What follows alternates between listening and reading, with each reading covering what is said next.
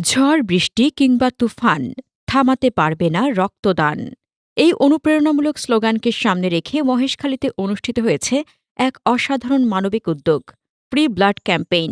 শনিবার বিকেলে ফয়সালস ডাইনের সহযোগিতায় মহেশখালী পৌরসভার চরপাড়া ফুটবল স্টেডিয়ামে ফয়সাল আমিন আন্ত union gold cup football tournament ২০২৫-এর উদ্বোধনী খেলাকে কেন্দ্র করে এ সেবামূলক কার্যক্রমের আয়োজন করে ব্লাড প্রগতি মিশন মহেশখালী। এই মহৎ উদ্যোগে ৫০০ জনেরও বেশি মানুষের রক্তের গ্রুপ নির্ণয় সহ বিভিন্ন স্বাস্থ্য পরীক্ষা সম্পন্ন করা হয়।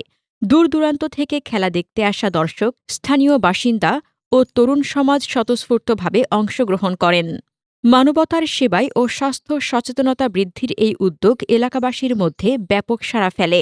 ক্যাম্পেইনে উপস্থিত ছিলেন ব্লাড প্রগতি মিশন মহেশখালীর সাধারণ সম্পাদক মোহাম্মদ আলম, অর্থ সম্পাদক খোরশেদ আলম, শিক্ষা বিষয়ক সম্পাদক কে এম তাহসিন, ধর্ম বিষয়ক সম্পাদক ইসমত উল্লাহ, ক্রীড়া সম্পাদক আবু হুরায়রা মোহাম্মদ হোসাইন, সাংস্কৃতিক সম্পাদক নাসিমুল হাসনাত ইকবাল এবং সদস্যবৃন্দ দেলোয়ার হোসেন, আব্দুল আজিজ, আব্দুল কাইয়ুম শাহেদ, রাশেদুল ইসলাম রিকু, আবু হানিফ, আয়াতুল্লাহ, মোবারক, নয়ন, কামাল, নুরুল আফসার, পারভেজ, সোহেল, আরমানসহ বিভিন্ন সংগঠনের স্বেচ্ছাসেবীবৃন্দ।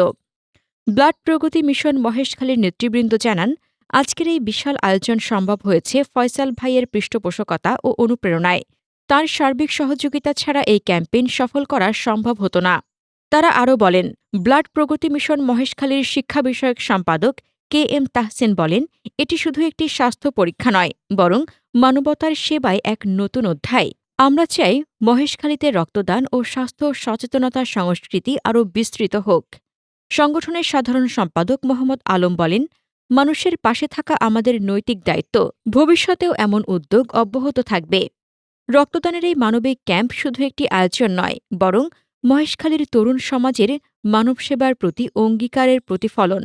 ঝড় বৃষ্টি তুফানের মাঝেও এই কার্যক্রম প্রমাণ করেছে, মানবতা থামে না, রক্তদানও থামে না।